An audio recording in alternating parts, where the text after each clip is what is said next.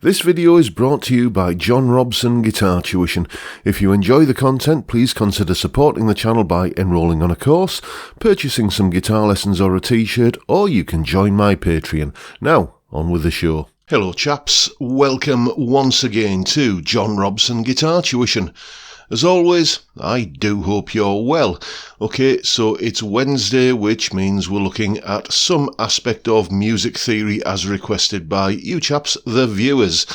And the other day I received this email from a chap called Dave. Hi John, thanks for the lesson on the harmonic major thing. I just have one question about it. How do you know what chords to play scales like that over? I'm looking into trying to write something with that exotic scale kind of sound, like Satriani did with the Enigmatic, but I can't figure out what scale to use or what chords go with it. Do I start by writing a solo, then find some chords to go underneath it by trial and error? There's got to be a more organised way of doing it, but I don't know what it is. Any chance you could do a video on this? Thanks, Dave.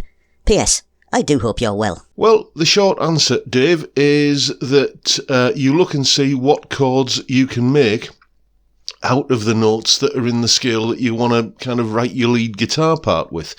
And since you mention the Enigmatic scale, let's take a look at what's going on with that. Okay, let's take a look at a pretty standard C major scale, C, D, E, F, G, A, B, C, which are the notes that we call the root, second, third, fourth, fifth, sixth, seventh, and root again, respectively. So in order to turn this into an enigmatic scale, what we do is take the D down to a D flat. We've flattened the second. Then we take the F up to an F sharp. We've sharped the fourth. Then we take the G up to a G sharp. We've sharped the fifth. And then we take the A up to an A sharp. We've sharpened the sixth. So that gives us a scale with the notes of C, D flat, E, F sharp, G sharp, A sharp and B. And now we need to see what combinations we can throw those notes into to generate some chords. So if we take these three notes, the C, the E and the G sharp, that gives us a C augmented chord. These three notes, the D flat or C sharp, the E and the G sharp, give us a D flat minor or C sharp minor chord. These three notes here, if we take the F sharp as the root, F sharp, A sharp and D flat or C sharp give us an F sharp major chord. These three notes, E, G sharp and B, give us a pretty standard E major chord.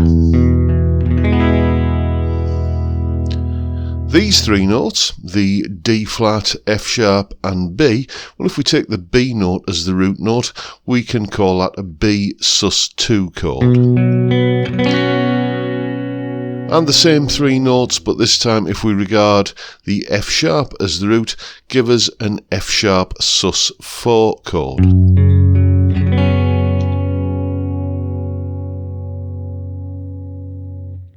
So what I've done with some of those chords is constructed a little chord sequence that you're going to hear in a moment. It's not really, strictly speaking, in the enigmatic scale though, because what I found easier to do was to kind of resolve to and make it sound settled on the C sharp minor chord that, as you saw, we can derive from that scale, which technically means that we are resolving to the second note of the scale, which means we're using a mode of the enigmatic scale. I've got it written down here, I had to Google it. We're using the enigmatic Dorian add 7 mode. Yes, indeed. So every day's a school day, isn't it? Anyway, here's the chord sequence that I put together from the chords that we can derive from the enigmatic scale. Here it is.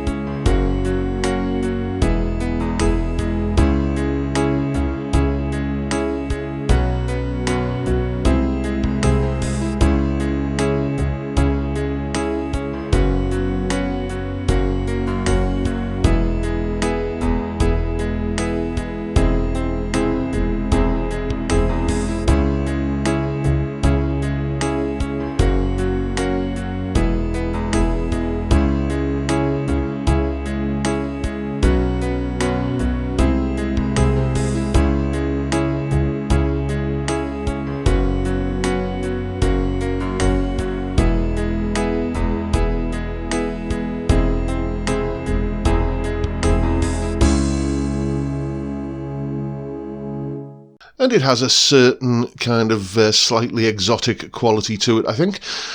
Then all you do is go through the standard procedure that I've covered many times in these videos of putting a melody together. What you do is basically choose a note that's in the first chord in the sequence, and then choose a note that's in the second chord in the sequence, and then choose a note that's in the third chord in the sequence, and locate where those notes are on your fretboard. Good exercise for learning your fretboard doing this kind of thing. And then just join the dots, basically. Just join those notes up using notes from, the supporting scale. In this case, the Enigmatic scale, or the Enigmatic Dorian add 7 mode of the Enigmatic scale. And I did exactly that, and ended up with a melody that sounds quite a bit like this.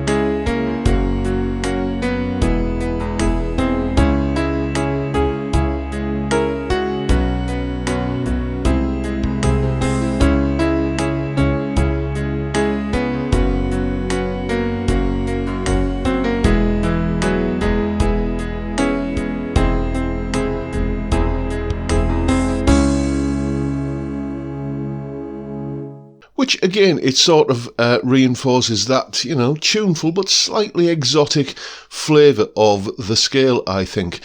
What I'm going to do at the weekend is just work that up into a full-on kind of guitar piece and tab it all out and everything.